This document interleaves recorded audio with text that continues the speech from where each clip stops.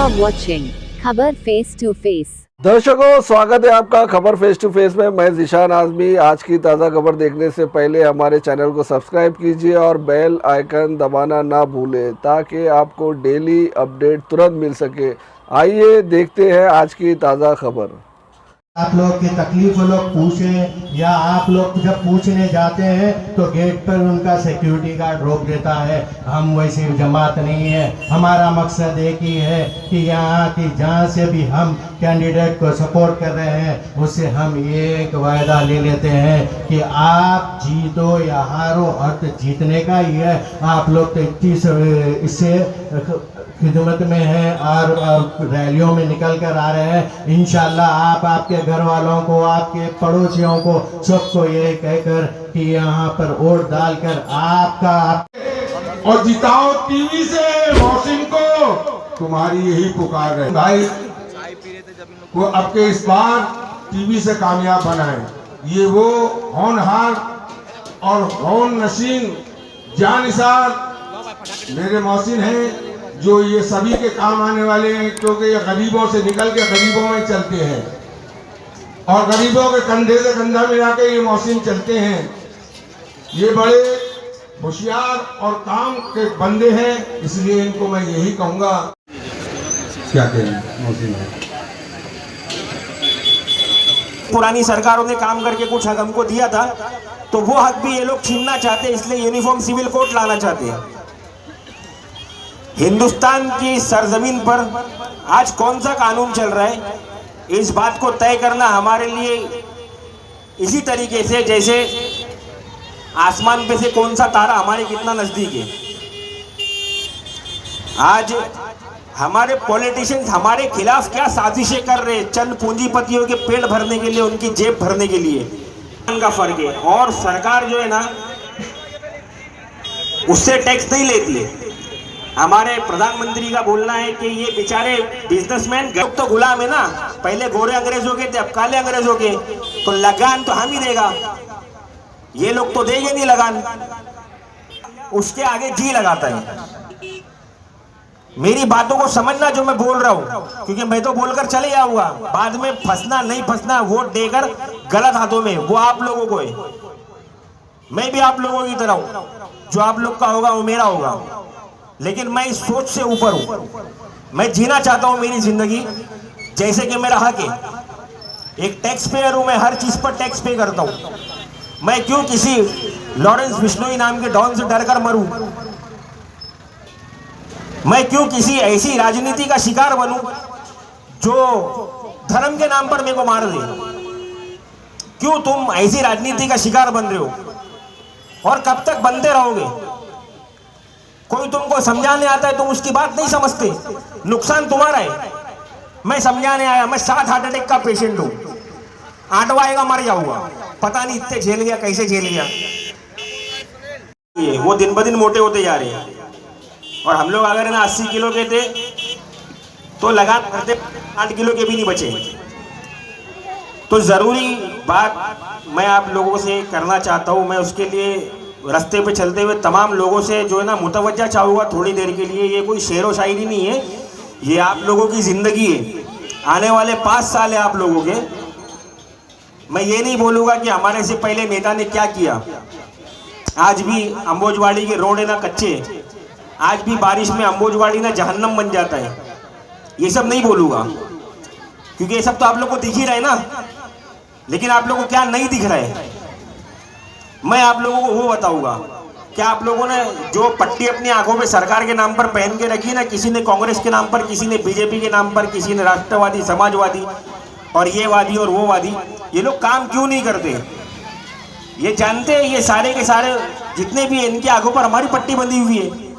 हमने जो पट्टी जो चश्मा इनकी आंखों पर बांध के रखा है ना, वो इनकी आंखों पर अच्छे से बंधा हुआ है, इसलिए ये लोग काम नहीं करते। और इनको मालूम है हमको काम करने की जरूरत भी नहीं है, क्योंकि हमने इन लोगों के बीच में जो एक चूहा छोड़ के रखा है ना धर्म का, ये उस पर अच्छी तरीके से ना उसको पकड़ने में लगे हुए, और वो चूहा इनके हाथ में आने वाला नहीं है।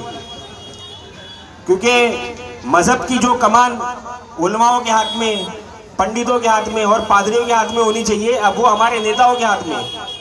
हमारे नेता डिसाइड आपकी नौकरी करे, जो आपका वालिद बनकर, आपका पिता बनकर, आपका बाप बनकर आप लोगों के बीच में आए ना कि मैं फलाना हूं, उसको वोट मत देना, नहीं तो इसी हाल में जियोगे। हमारे बड़े सदर साहब हमारे यहाँ आए हुए, नसीरुद्दीन भाई,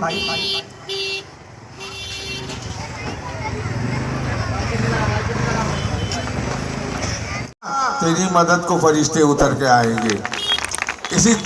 इसी शेर के साथ मैं आप दावत सुकून दूंगा कि आपका इस्तकबाल गुलपोशी हो रही है जनाब मोहसिन भाई के हाथों से। सुभान अल्लाह। तालियों के साथ जोरदार स्वागत हो। माशाल्लाह माशाल्लाह, सुभान अल्लाह। की भी आप लोगों की भी उम्र चले जाएगी, आपके बच्चे आएंगे, क्या आपके बच्चे भी ऐसे ही गुजारेंगे? क्या उनके बच्चे भी ऐसे ही गुजारेंगे? नहीं, हमारे संविधान मिला है बाबा साहब अम्बेडकर का।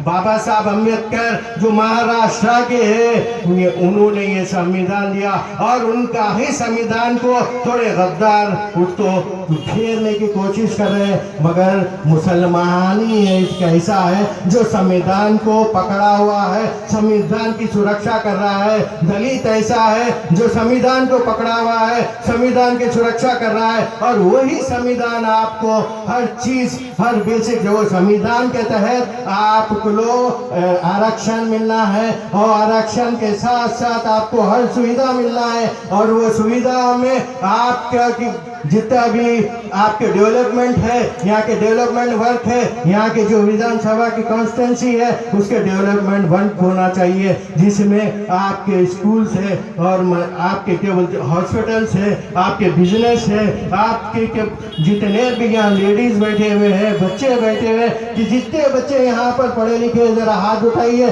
10th तक जो पढ़े हुए हैं मेरे को हाथ बताइए। 1 2 3 6, क्या इतने ही है यहाँ पर? मैं ये पूछना चाहता हूँ, कल के बाद सो गए खाली 2, तो अब ऐसे ही अब आप देखिए कितने बच्चे पढ़े हुए। जब आप पढ़े लिखेंगे तो अपना हिंदुस्तान सुनहरा हिंदुस्तान, किसी के आगे झुकने वाला नहीं है हिंदुस्तान, समझे ना। हिंदुस्तान को सेफ करने वाली हमारी सेना है, और हमारे मुंबई को सेफ करने वाली हमारी पुलिस है, और ये सब जो बोलते ना कटेंगे बटेंगे तो सेफ गेफ वो सब छोड़िए। अपन को अपना मुस्तकबिल बनाना है, और अपने मुस्तकबिल के साथ हम लोग महाराष्ट्र को आगे बढ़ाएंगे और हिंदुस्तान को आगे बढ़ाएंगे। हिंदुस्तान को सोने की चिड़िया हम पहले भी हमारे बुजुर्गों ने सोने की बन गए। हिंदू मुस्लिम सिख ईसाई दलित मिलकर अगर एकजुट हो गए तो आपको हर वो सुविधा मिलेगी जो संविधान ने दी है, और संविधान को रक्षा करने वाले हमारे पार्टी के कैंडिडेट है। वो कैंडिडेट को आप लोग तहे दिल से वोट देना है। फजर की नमाज पढ़कर आप अपने बच्चों को साथ लेकर लाइन में ठहरना है, वोट डालना है। वोट डालने के बाद ही आपका दूसरा काम करेंगे। जब तक आप लोग कुछ काम नहीं करेंगे, वोट ऐसा हथियार है ताकि आपके बच्चों का मुस्तकबिल अगर संभालना है तो वोट देना जरूरी है। और 100% वोटिंग होंगी और हमारा कैंडिडेट जीतेगा और आपके लिए हर वो सुविधा मिलेगी। और मैं आऊंगा जब ये कैंडिडेट जीतेगा तो हम इनकी सालकोशी करते हुए आपके घरों तक आएंगे। आपके जो भी तकालीफ है हम उसको लिखेंगे, लिखकर उसको जो भी हुकूमत बनेगी वो हुकूमत में हम हिस्सेदारी लेंगे, और लेकर उनके गिरेबान पर हाथ डाल के बोलेंगे ये काम करना है। हम भी वही यहाँ के मुकामियों से वोट लेकर आए हैं। एक एक वोट हमारे लिए हमारे खून के खतरे से ज्यादा है, और वो खून का खतरा आपको संविधान ने इसको बचाने के लिए वोट दिए, वोट का हथियार दिया है। वो वोट का हथियार आपको अपनाना है, अपना कर अपना हक हासिल करना है। वही हक हासिल कर कर आपके बच्चों का मुस्तकबिल संवारना है। यहाँ साल में यहाँ से 1000 डॉक्टर होना चाहिए, 1000 वकला होना चाहिए, 1000 इंजीनियर होना चाहिए, 1000 IPS ऑफिसर होना चाहिए, हेमंत करकरे जैसे 1000 ऑफिसर्स होना चाहिए। उसके बाद कोई भी कुछ भी नहीं कर ले सकता, कोई बिस्नो ना किसनो आता ना कुछ करता। यहाँ के जितने भी पुलिस ऑफिसर्स है वो काबिल है। इसलिए मैं चाहता हूँ कि हर एक एरिया से महाराष्ट्र के 1000 police officer, IPS officer, doctor, engineer, pilot और आर्मी में। जोर से बोलिए, आवाज नहीं आ रही है। औरों की भी सोच बनाइए कि भाई एक बार इनको जिताना है, एक बार इनको वोट देना है और एक बार इनको मौका दे के देखते हैं। ठीक है, जज़ाकल्लाह। यहाँ पर जो सो रोड वाइडनिंग का काम था, यहाँ पर रोडों को बनाना है। यहाँ बेसिक एमिनिटीज नहीं है। जब बेसिक एमिनिटीज नहीं कर सकते, 10-10 साल 20-20 साल के MLA रह के फायदा नहीं है। तो मैं असलम बाबा, अब आप अपनी कुर्सी पे से हटिए और मोहसिन साहब को आने दीजिए। मोहसिन यानी कि सबका मोहसिन होता है, गरीब का, अमीर का, बुजुर्ग का, बहन का, भाई का। एक बार मोहसिन को मौका दीजिए, ये आपकी खिदमत करेंगे। 24 आवर्स 7 डेज इन्हों आपकी खिदमत में रहेंगे। आपका हक बनता है, आप अपना वोट सही इस्तेमाल करिए। आपका वोट आपका मुस्तकबिल है, आपके बच्चों का मुस्तकबिल है, मल्लाड का मुस्तकबिल है, मुंबई का मुस्तकबिल है, हिंदुस्तान का मुस्तकबिल है। अगर आप अपना वोट, कीमती वोट सही इस्तेमाल नहीं करेंगे तो फिर ये परेशानियां आते रहेंगी। आपको चाहिए कि एक वोट बहुत कीमती है, हमारे लिए एक वोट कीमती है। आपको हिकमत से काम लेना होगा, आपको हिजरत करना होगा। अल्लाह के रसूल ने मक्के से मदीने तक हिजरत की थी, आपको भी उठना पड़ेगा।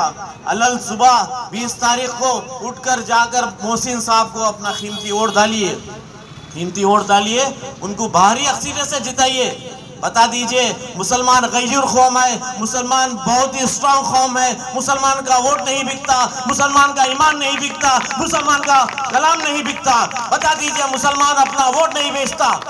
आपको बताना होगा, वो बताएंगे किस तरह से। मोहसिन साहब को जिताकर बताएंगे आप। मोहसिन साहब एक यंग एंड एनर्जेटिक लीडर है, आपके दरमियान में है, आपके बीच में रहेंगे। मेरी नजर से एक उद्धव ठाकरे, राज ठाकरे के वीडियो गुजर रहे थे। राज ठाकरे कहता है 23 तारीख के बाद हम हर मस्जिद से बोंगे उतार देंगे। राज ठाकरे, मैं तेरे को बता दूं, जिस दिन अगर तू खुदा न खास्ता ऐसा करेगा तो इंशाअल्लाह ताला हम कोर्ट की मदद से हम भी मंदिर के घंटे रुका देंगे, भजना रुका देंगे। अगर हमारी मसाजिदों में, अगर हमारे मस्जिदों में अज़ाओं को रोकने की कोशिश करेंगे। हम ऐसे ठाकरे तो बहुत देखे, हैदराबाद के हर चौराहे पे, हर गली में ऐसे ठाकरे तो हमने बहुत देखे हैं। हम हैदराबाद से आए हैं तो हम अल्हम्दुलिल्लाह उतनी ताकत रखते हैं, हम अल्लाह का फजल करम है, अल्हम्दुलिल्लाह हम आपके दरमियान में हैं। और हम चाहते हैं कि आप अपना कीमती वोट दीजिए। और एक क्या है, वो नितेश राणा, क्या है नितेश राणा, क्या बोलता वो, मस्जिदों में घुस के मारती है। फेस से कॉमेडियन दिखता उन्हें, फेस से कॉमेडियन है उन्हें, उसको बराबर बात करने नहीं आता। ऐसा आदमी जैसा बड़े बड़े बातें कर रहा, ये चलने वाली नहीं है बाबा। अब इनकलाब आ गया है, बदलाव आ गया है, चेंज आ गया है। घर घर इनकलाब, हर घर इनकलाब आने वाला है, गली गली इनकलाब, हर गली इनकलाब आने वाला है। वक्त आ गया है, बदलाव लाना है, चेंज लाना है हमारे को। अगर आप अभी नहीं तो कभी नहीं, अगर आप बदलाव नहीं लाएंगे तो कभी नहीं आएंगे बदलाव। आपका वोट बहुत अहम है, आपका वोट इस्तेमाल करना है। जमहूरियत है, वोट की कीमत समझना चाहिए।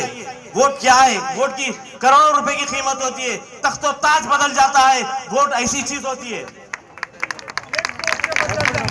मैं कांग्रेस के बारे में बोलना चाहूंगा, क्या बाबरी मस्जिद की शहादत हुई, क्या आप उसको भूल सके? आपके दिलों से निकला क्या? नहीं निकला। कोई मुसलमान भूल नहीं सकता। बाबरी मस्जिद थी, बाबरी मस्जिद रहेंगी दिलों में। वहां पर बाबरी मस्जिद शहीद करने वाले कांग्रेस, बाबरी मस्जिद का खुबल खोलने वाले कांग्रेस। राजीव गांधी की हुकूमत में बाबरी मस्जिद का खुबल खोला गया और करने वाले यही शिवसेना के उद्धव ठाकरे बोलता है कि हमने बाबरी मस्जिद को शहीद किया। यही शिवसेना का उद्धव ठाकरे, बाल ठाकरे मरूम कहता है कि हमने बाबरी मस्जिद को शहीद किया।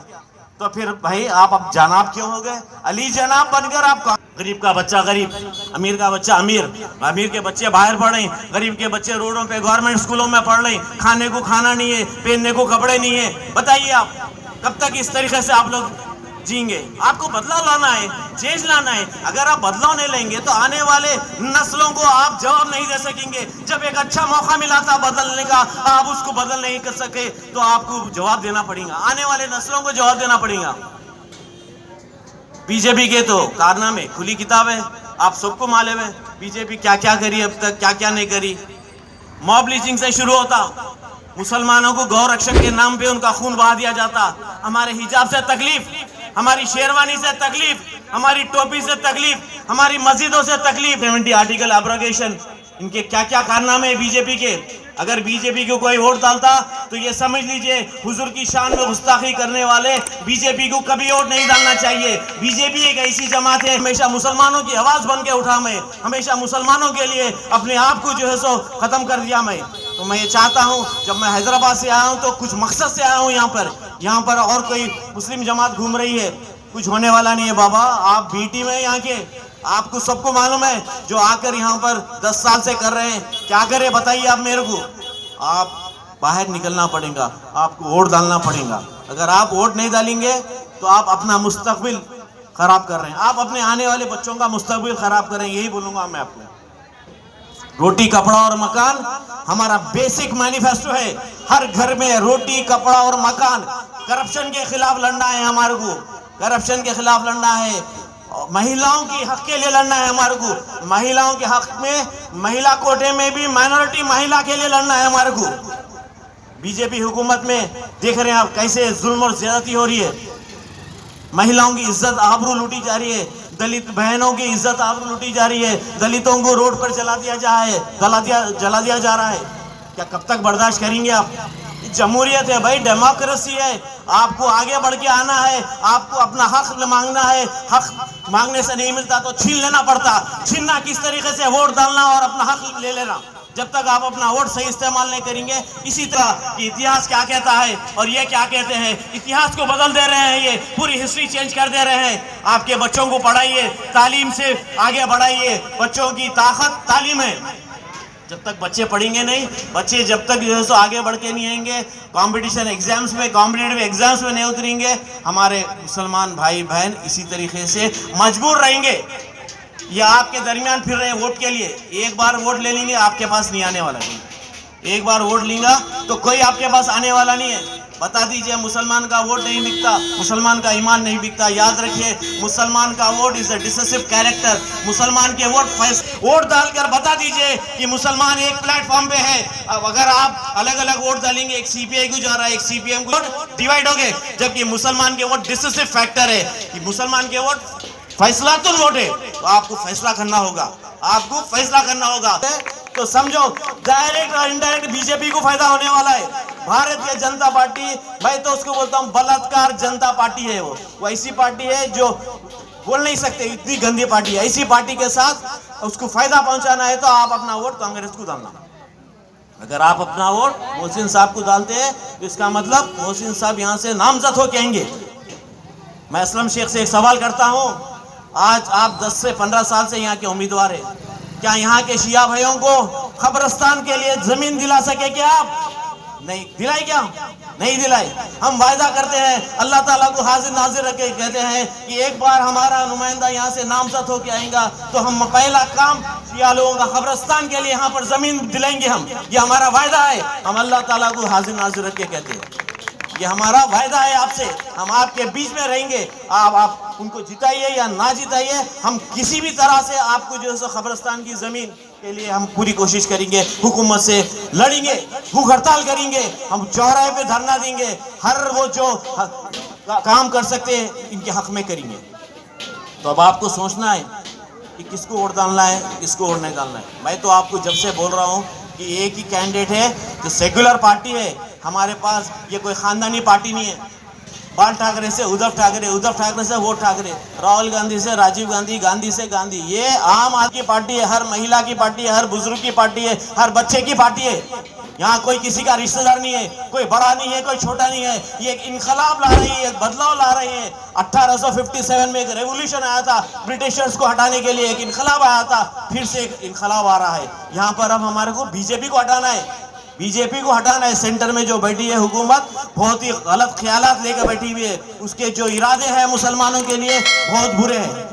मुस्लिम personal law board, uniform civil code, triple तलाक, हिजाब से तकलीफ, क्या क्या हजरतें देंगी मुस्लिम कौम को, क्या क्या दलितों भाई बहनों के साथ उनकी इज्जत और आबरू लूटती, उन लोगों को जला दिया जाता है जिंदा।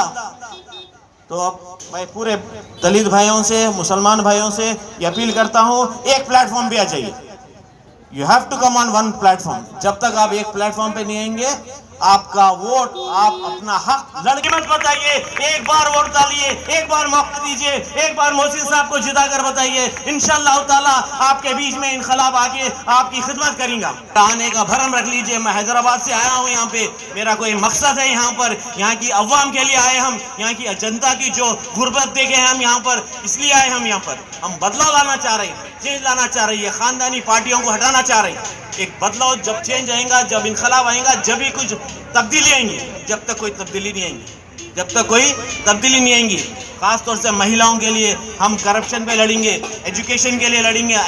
और एक बात मैं बोल दूं, बीजेपी की हुकूमत को ये मैं यहाँ से ठहर के बोलना चाहता हूँ, अगर तुम हमारे को जबरदस्ती करेंगे वंदे मातरम बोलो, तो हम भी कोर्ट के जरिए ये बोलने लगाएंगे कि नारे तकबीर, नारे तकबीर।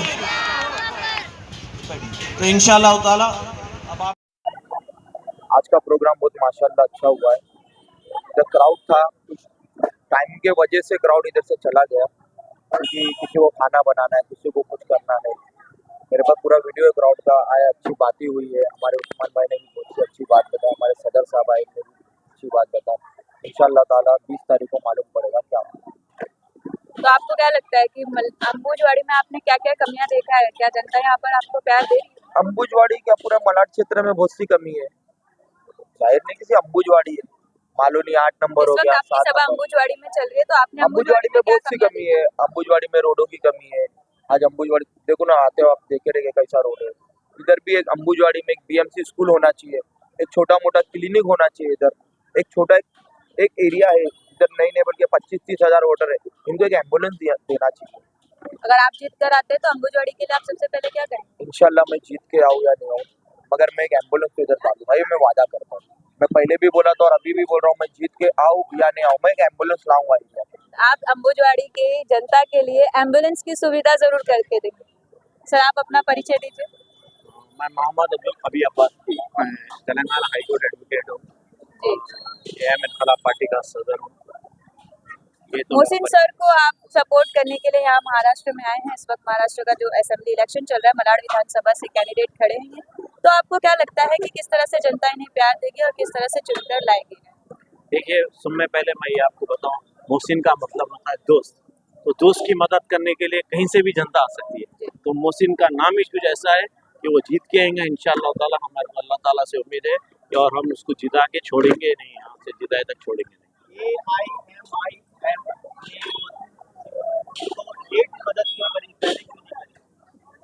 ये कुछ टेक्निकलिटीज थे उसमें, बी फॉर्म पहुंचने के लिए लेट होगा यहाँ पर, और वो डेट खत्म होने की वजह से हम उनको एक्सटर्नल सपोर्ट किया।